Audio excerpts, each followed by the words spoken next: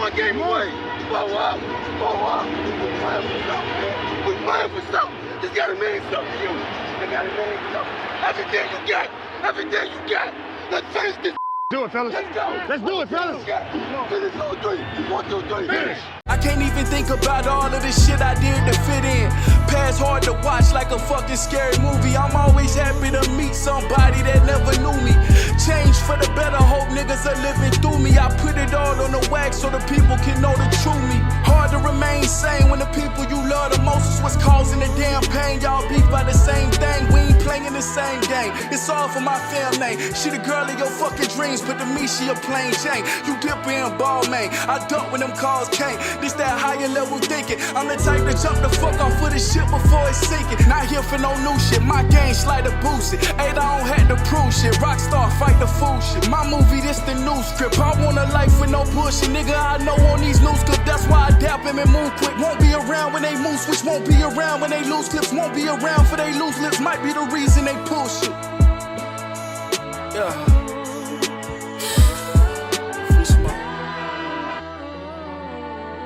You don't understand what's happening here. I'm in God mode nowadays, son. I'm the tribal chief. I'm the head of your table.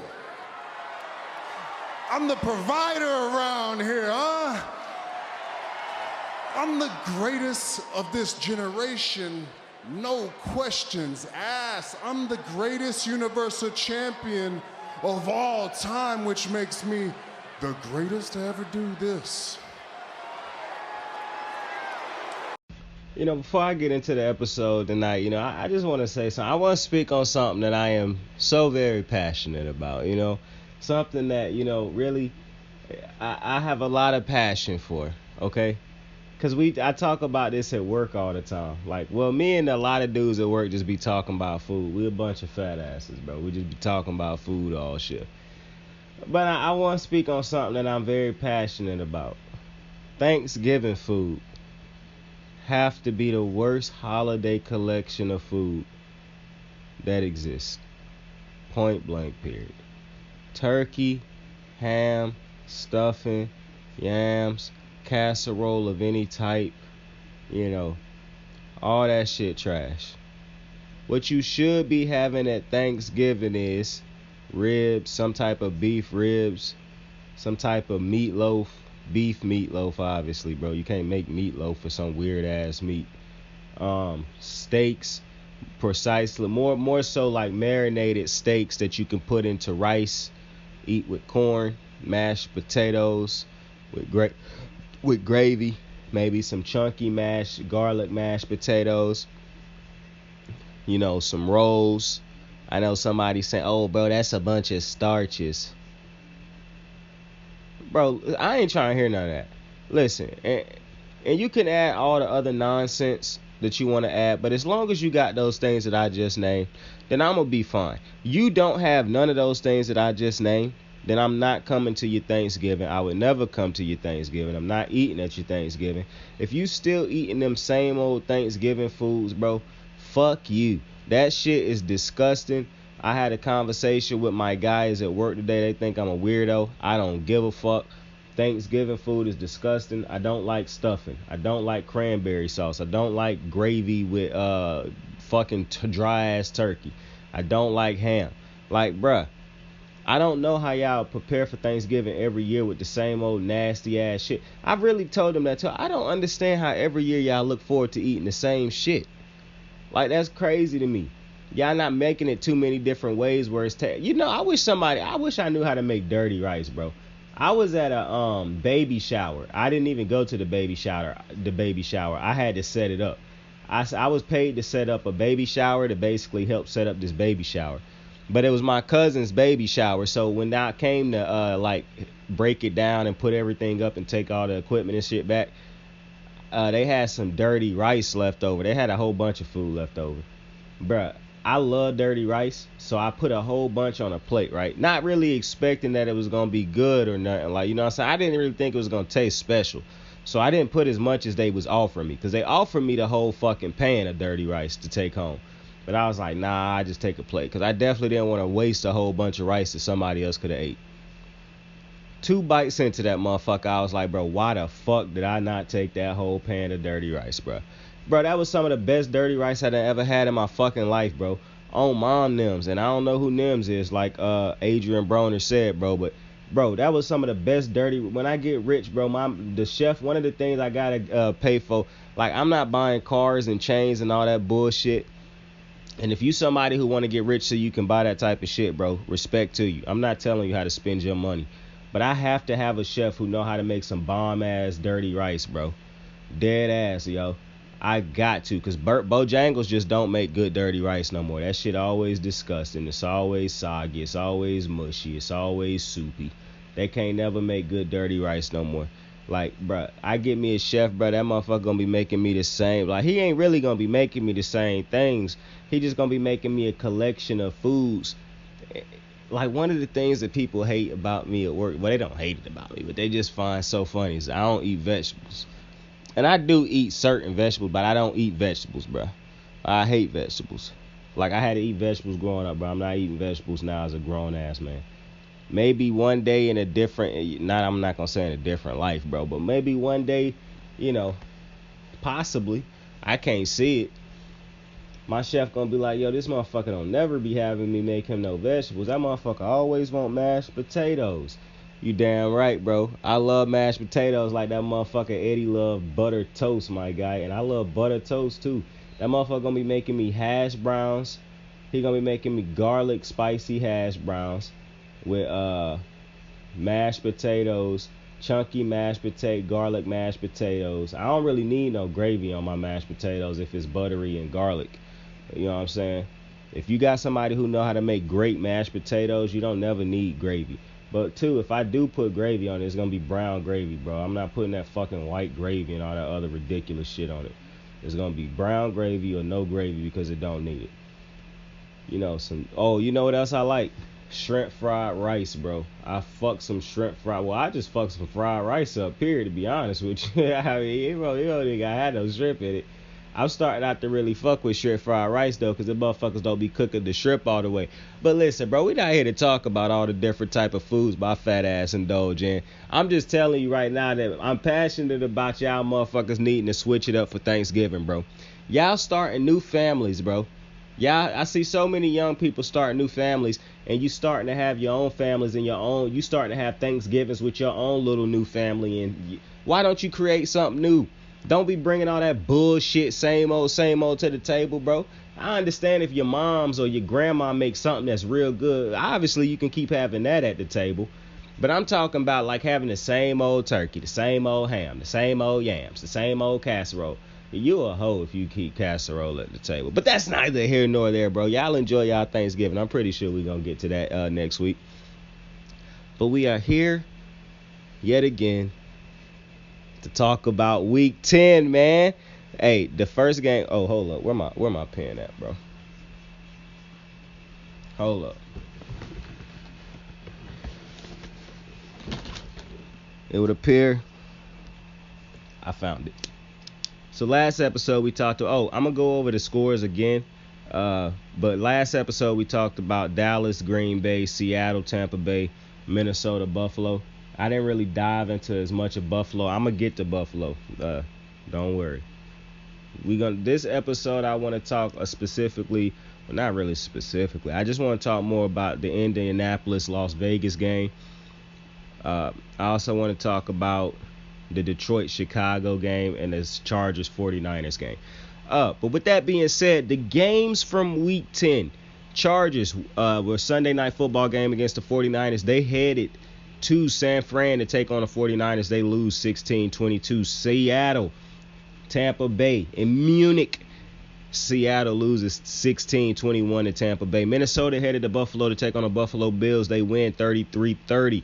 New Orleans went to Pittsburgh to take on the Steelers, and they lose 10-20. Detroit headed to Chicago to take on the Chicago Bears. They win 31-30. Denver went to Tennessee to take on the Titans. They lose 10-17. Cleveland headed to Miami to take on Tua. Big dog Tua. And the Miami Dolphins. And the Miami Dolphins and them boys get that dub 39-17 at home. Jacksonville was on the road taking on KC. KC wins that game 27-17. Houston on the road taking on the Giants. The Giants win that game 24-16. Indy took on Vegas in Vegas. Vegas lose that game 20-25. Dallas was on the road in Green Bay taking on the Green Bay Packers. They lose that game 28-31. Arizona was on the road taking on the Rams, and they win that game 27-17. And the Eagles lose at home Monday Night Football, the last of the unbeatens. They lose that game 26-21, 32-31, 32-21. But like I said before, it really was 26-21. The shit that they did at the end really didn't, you know what I'm saying? How they scored the last touchdown was just the little Eagles throwing the ball around shit, so I really don't hold too much weight to that. But hopping straight into Indy, Las Vegas. I don't even know what to say about Vegas at this point, man. Like, this is so disappointing. I told y'all, man, my uncle is a Vegas fan, bro. So this is very disappointing to see my uncle have to suffer through this sorry ass team that's supposed to have expectations this year. Unfortunately for him, I said in the beginning of the season, I did not think Devontae Adams would actually change this team the way I originally had thought it would. And I thought this team would finish in first I said I thought they would finish in third place. Then I changed it and said I thought they would finish in last place before I realized how absolutely horrid the Denver offense will look.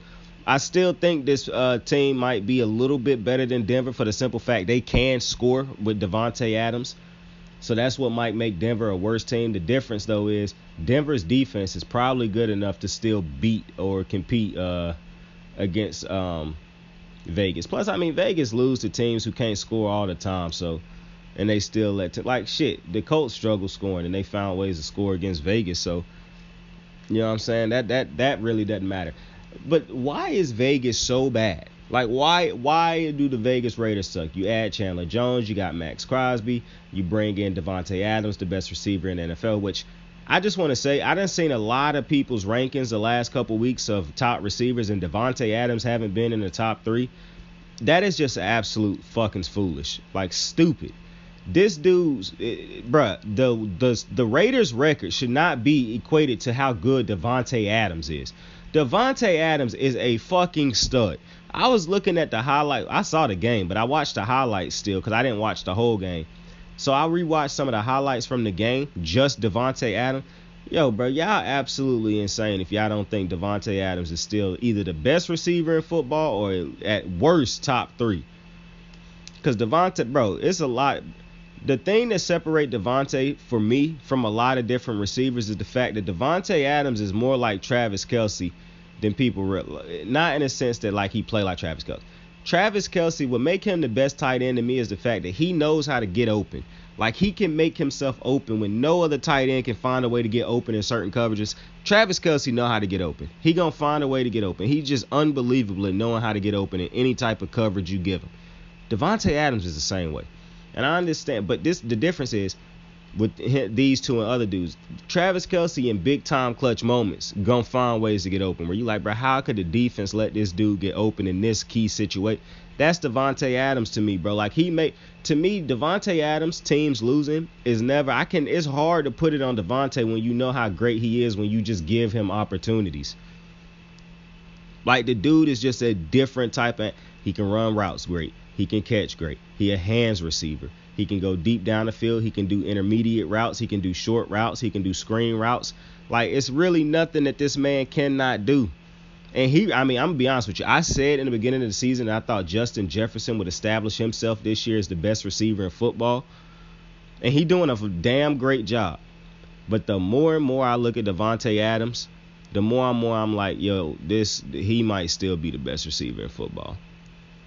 Like, if somebody came up to me right now, it's like, yo, Devontae's still the best receiver in football. I'm telling you right now, I'm not going to argue it. Now, you come up to me and you naming top 5, top 3 receivers and Devontae ain't in that, then I'm not talking to you, bro, because that's just insane to me to think that you, if you really watch football and you think that Devontae Adams is not a top 5 receiver, top 3, that's insane. That's insane. You can't even make strong arguments to put anybody over him, to be completely honest with you. But the dudes that you can try to put over him, I can still argue that he is better than those dudes. So it's definitely not Devontae Adams as to why the Raiders are not having success. I don't think you done got as much as you would like to have gotten out of Max Crosby and that Chandler Jones pairing so far this year, obviously. Because if they were doing what you wanted them to do, then their record would be better, the defense would be better. But I think one of the biggest, and I understand it's easy to try to blame Derek Carr, and we'll get to Derek Carr in a minute, but I think the biggest problem with the Raiders, and I didn't really truly realize it until this year, this team is so many bad draft picks, I think, on this team. It's so many players on this team that should probably not be getting starting minutes. And I really don't say this to be disrespectful or anything like that. But it's so many guys on the Raiders, and I done felt like this for the last couple years, that I would not necessarily have as starters on my team. Some of the draft picks, the Colin Farrells, the Jonathan Abrams, they just released Jonathan Abrams. It's just a lot of different players on their team that I don't think, like, they used to have Carl Nassib on this team. Like, it's just a lot of players on this team that I never would have had as starters on my football team. They would have played backup roles and things. Like Hunter Renfrow having a down season, basically. But everybody who was saying he was a number one receiver last year, I was like, Hunter Renfrow on a great team or on a team that's a Super Bowl contender is the third best receiver, not the first or the second.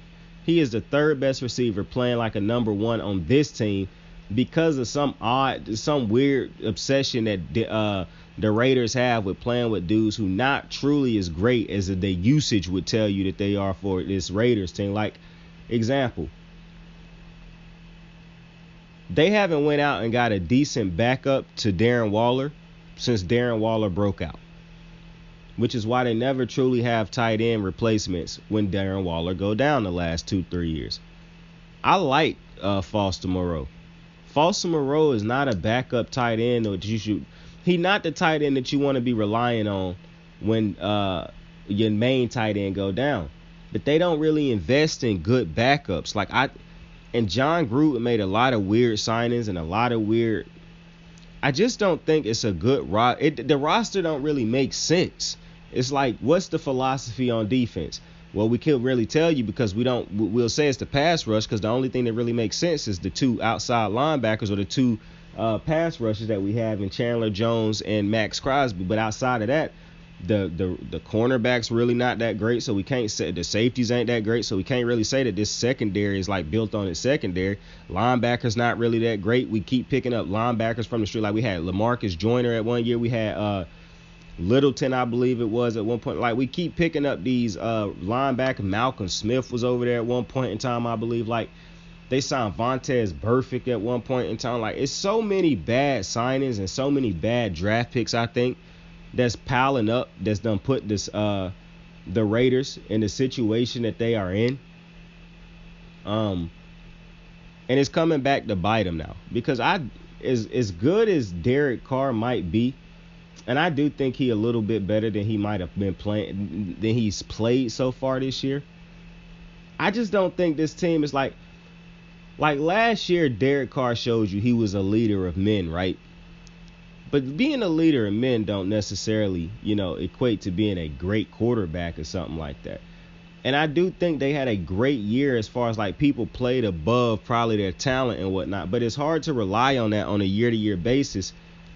And I do think they got great talent, but they might not have it I don't even want to say they don't have it in the right places. Because bro, you would think Derek Carr, Devontae Adams would work, right? You would think that should be good enough. Josh Jacobs, Darren Waller when he healthy, Hunter Renfrow, even though I think he a number 3 receiver, you would think this would be enough offensively. But when you is so misaligned on defense with so many just spare parts and pieces that don't really, like Jonathan Abrams might be a great defender, just not for this system. I mean, he was never a great defender for the Raiders system. It's a lot of in and out players they switch in on a year-to-year basis. They don't have multiple cornerbacks not working. Like, to me, at some point in time, the Raiders going to have to figure this defensive thing out.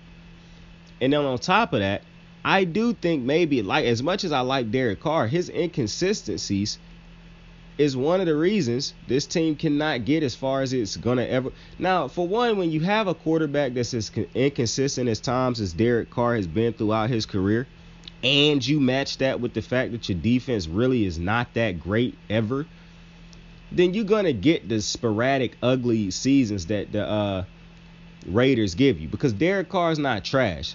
So you're going to have those seasons where it feel like they can be competitive and they might be losing a lot of close games. But then you're going to have them years where he's just having down years and it's just a bad year altogether.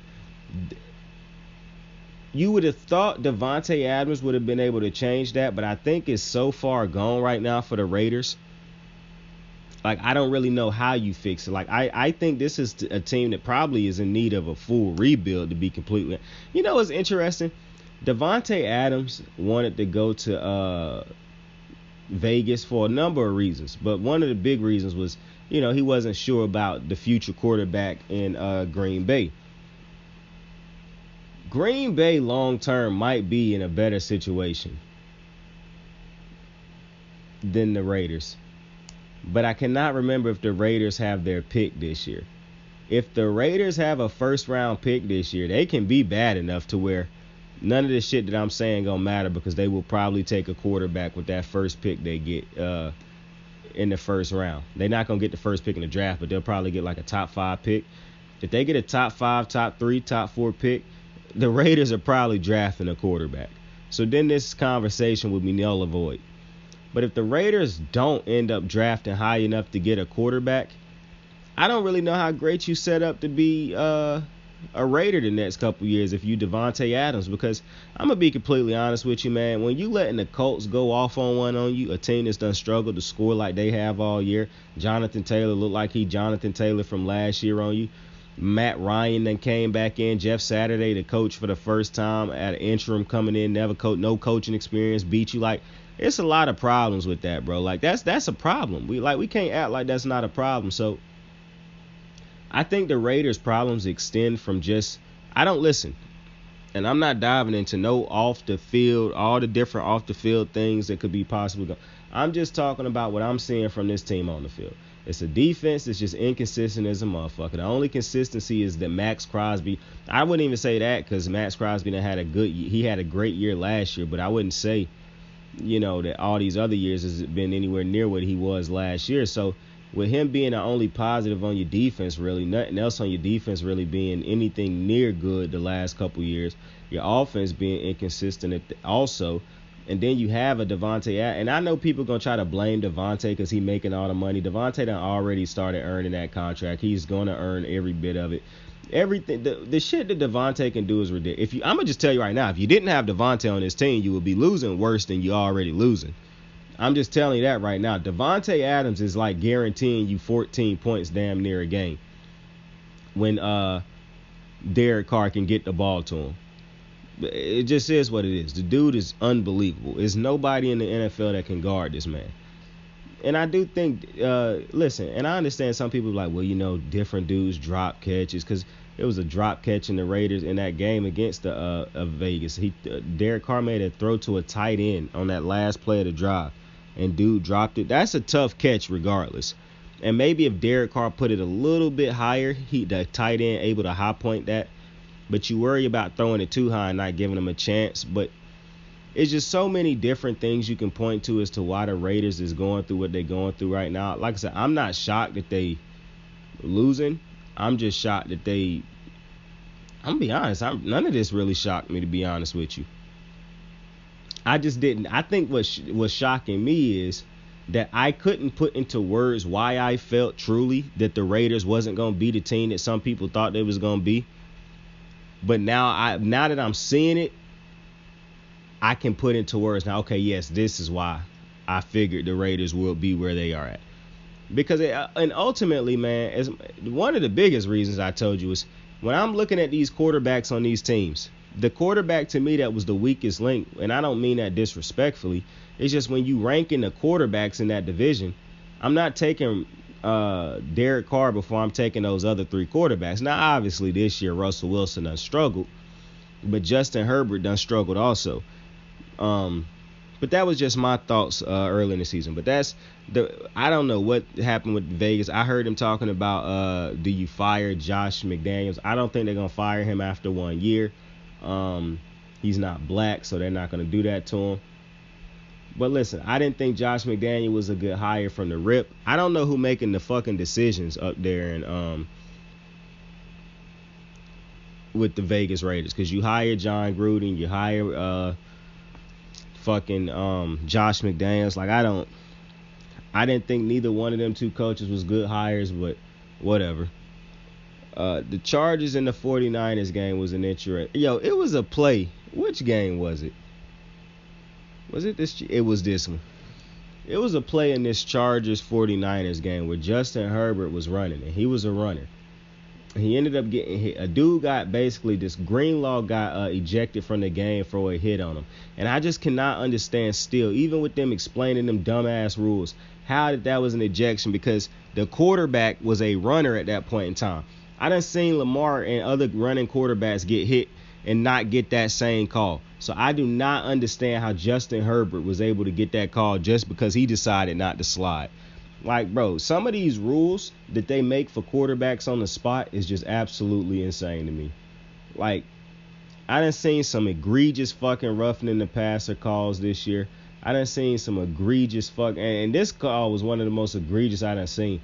And they got to figure something out with these pass interference calls, bro. These shit's getting a little too egregious when you just giving away crazy amounts of yards off of motherfuckers hand fighting, and then the other dude getting the best of them at the end. Like, I'm looking at receivers not get like that. I'm looking at receivers pick up pass interference calls for calls that should not have been pass interference calls left and right. Like, anytime it look like a receiver throw his hands up after a play or something like that, or he can't get open because he choose to hand fight with a defender, then it's called in what world do these dudes think that the defender's supposed to just let receivers run clean passing without putting any type of hands on them? Like, bro, I'm starting to realize motherfuckers don't actually play football. They just watch it. Because every time I hear people complain about cornerbacks putting a hand on it, like, I understand what pass interference is. I'm not a bozo. Trust me, if I see a pass interference, I can acknowledge that it's a pass interference. But some of these dudes, y'all thinking that you should just let a receiver be able to never have no hands put on him. He should be able to run his route clean. And you should just be able to contest the pass when it comes. Like, that is stupid. That is stupid. But that penalty that Greenlaw was called for was outrageous to me, and I just don't know where it ends at this point. But talking about the Chargers and the 49ers, listen, bro, everybody keep telling me how dangerous the 49ers are and how they like one of the most dangerous teams in the NFC right now. And I do believe that that the 49ers are a good team. But this still don't look like no Super Bowl team to me right now. And I know how great I think they can be if they can, turn it on. But they haven't turned it on to me right now. This was still a competitive game with a Chargers team that did not have two.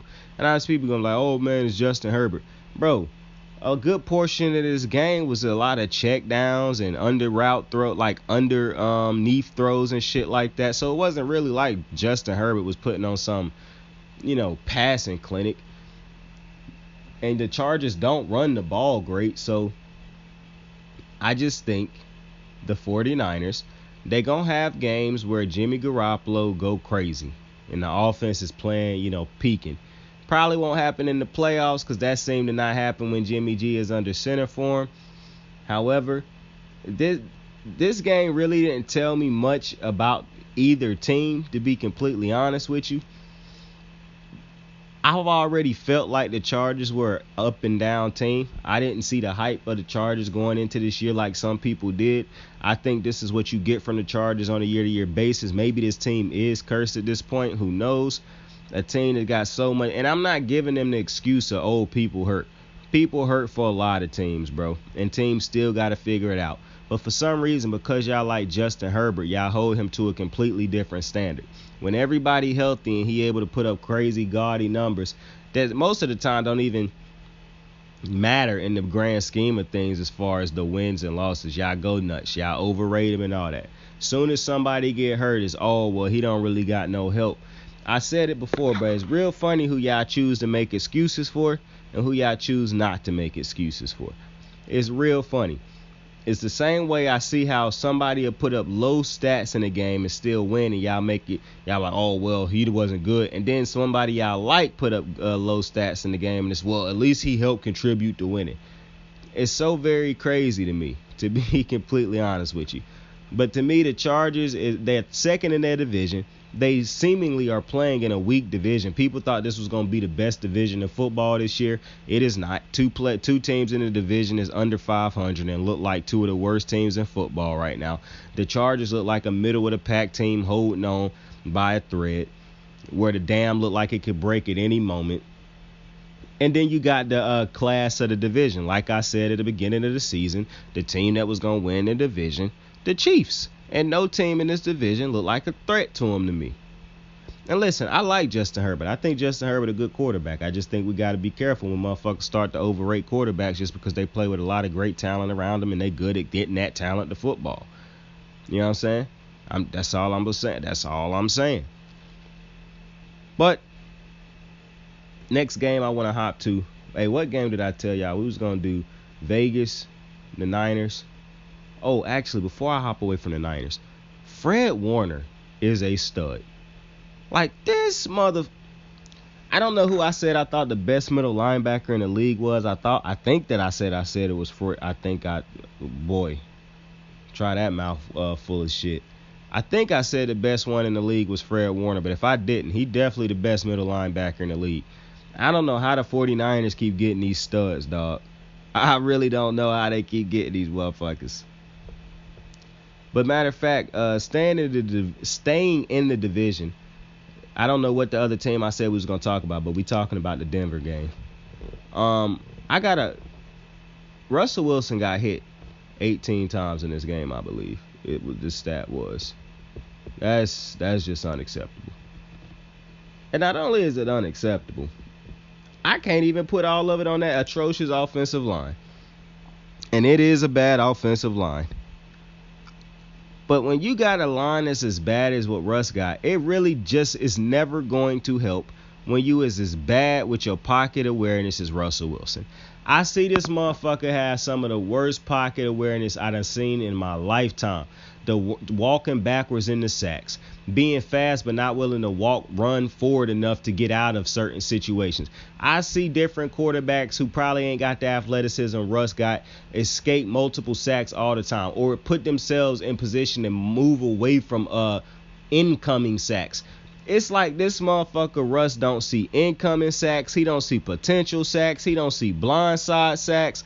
He don't see obvious in your face sacks. Like Russell Wilson's pocket presence or pocket awareness is just like something I've never seen. Honest to God, I cannot understand why this man got as poor a pocket awareness as he has. Like that shit really mind blowing to me. Like I cannot make sense of it. And so,